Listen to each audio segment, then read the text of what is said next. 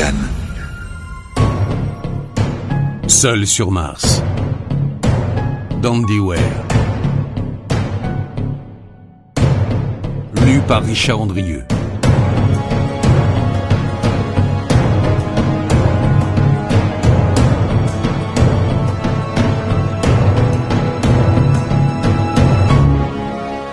Journal de bord, Sol 82. Victoire, je l'ai trouvé. J'ai su que je ne m'étais pas trompé dès que j'ai aperçu les pics jumeaux au loin.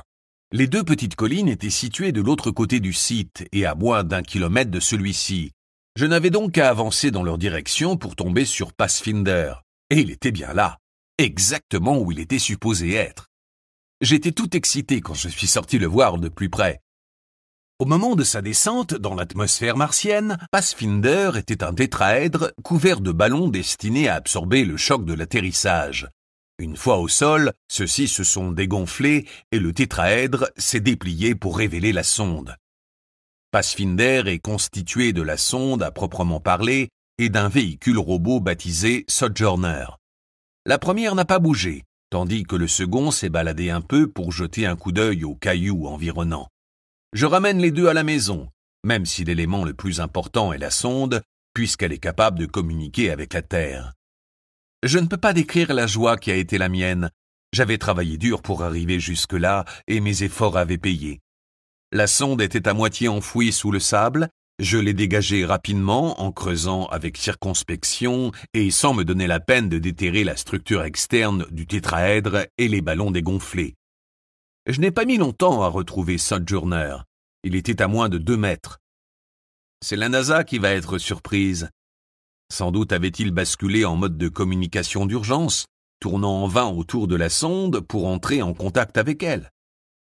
J'ai vite mis Sojourner à l'abri dans le rover. Petit et léger, il est entré facilement dans le sas. Pour Pathfinder, c'était une toute autre histoire. Je ne pouvais pas espérer le faire entrer tout entier dans le véhicule. Toutefois, je n'avais besoin que de la sonde à proprement parler. Il était temps pour moi de coiffer ma casquette d'ingénieur en mécanique. La sonde était fixée au panneau central du tétraèdre, les 3 autres étant accrochés au premier par des charnières mécaniques. Les gars de JPL vous le diront, les sondes sont des objets délicats. La question du poids étant critique, elles ne sont pas forcément très robustes. Les charnières n'ont pas résisté longtemps à mon pied de biche. Et puis les choses se sont compliquées. Le panneau central refusait de bouger. Comme les 3 autres, il était recouvert de ballons dégonflés qui au fil des ans s'étaient déchirés et emplis de sable. J'aurais pu les découper, mais il aurait fallu que je creuse afin de les exposer. Cela n'aurait pas été difficile, vous me direz.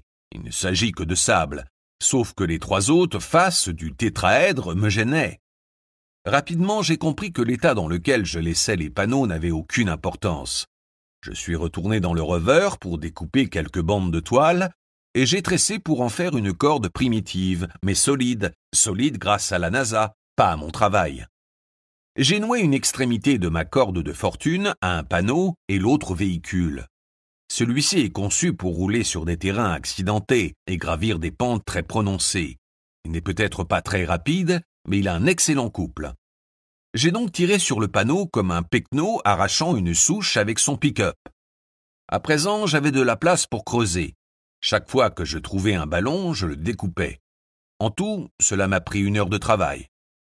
À la fin, j'aurais pu pouvoir soulever le panneau central et le transporter jusqu'au rover en toute confiance.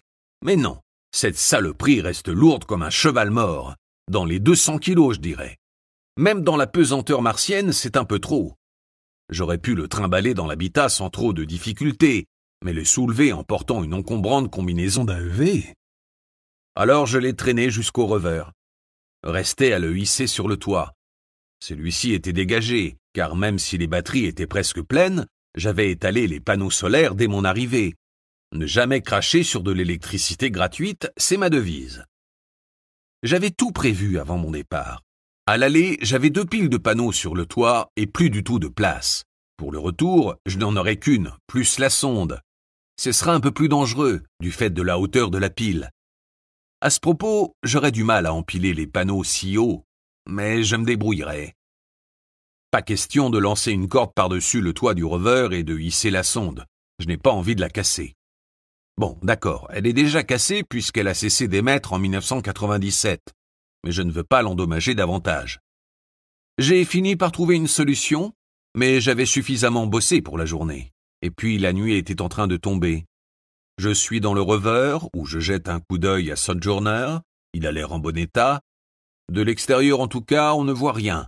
Le soleil n'a rien cramé, semble-t-il, et ce grâce à l'épaisse couche de crasse martienne dont il est recouvert.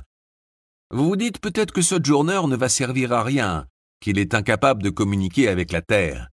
Vous vous demandez pourquoi je me fatigue.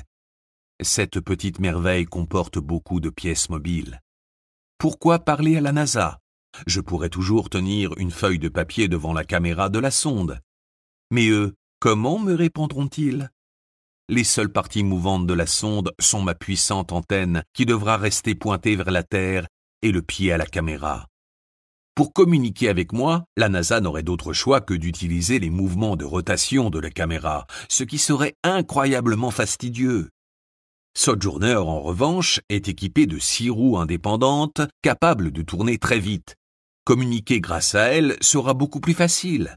Je pourrais écrire les lettres de l'alphabet sur les roues et la NASA ferait tourner celles-ci pour écrire des mots. À condition, bien sûr, que je refasse fonctionner la radio de la sonde. Il est l'heure de se coucher. Demain, un travail épuisant m'attend. J'ai besoin de repos. Journal de bord, Sol 83. Mon Dieu, j'ai mal partout. Malheureusement, je n'ai trouvé aucune idée géniale pour hisser la sonde sur le toit sans l'endommager. J'ai donc érigé une rampe de pierre et de sable à la manière des Égyptiens de l'Antiquité. À Resvalis ne manque pas de pierre. Il m'a fallu expérimenter pour déterminer l'inclinaison de la pente. J'ai empilé quelques pierres près de la sonde que j'ai tirées sur ma rampe de fortune.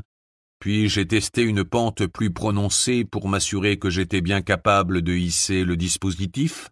J'ai répété l'opération plusieurs fois jusqu'à trouver l'inclinaison idéale qui était de 30 degrés. Au-delà, ça aurait été trop dangereux. J'aurais pu lâcher prise et la sonde se serait brisée sur le sol.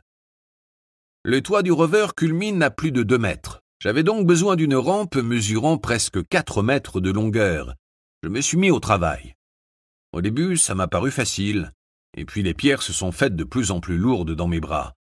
Faire un travail physique dans une combinaison spatiale est un calvaire, car celle-ci pèse une vingtaine de kilos, et par-dessus le marché limite vos mouvements. Au bout de 20 minutes seulement, je n'en pouvais plus. J'ai triché en enrichissant mon air en oxygène, ce qui m'a énormément aidé. Mais pas question de m'y habituer. En revanche, je n'avais pas chaud. Ma combinaison perd de la chaleur plus vite que mon corps n'en produit. Ce qui maintient la température à un niveau supportable, c'est le système de chauffage. Grâce à mon activité physique, ma combinaison fait des économies d'énergie. Après des heures d'un travail épuisant, ma rampe était terminée. Il s'agissait d'une vulgaire pile de cailloux adossée au rover, mais elle atteignait le toit. Je suis monté dessus tout seul pour en tester la solidité, puis j'ai hissé la sonde et tout s'est bien passé. J'avais un sourire jusqu'aux oreilles lorsque j'ai mis la sonde en place. Je l'ai arrimée soigneusement, puis j'ai profité de la rampe pour empiler mes panneaux solaires, tant qu'à faire. C'est alors qu'une idée désagréable m'est venue. La rampe s'écroulerait lorsque je démarrerais, risquant d'endommager les roues ou le châssis. Il serait plus sûr de la démonter avant de partir. Aïe, aïe, aïe.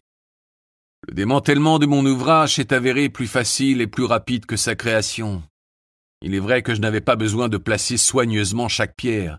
Je pouvais les jeter n'importe où. Cela m'a donc pris une petite heure. Et voilà, j'ai terminé. Je repars demain avec sur le toit une radio cassée de 200 kilos.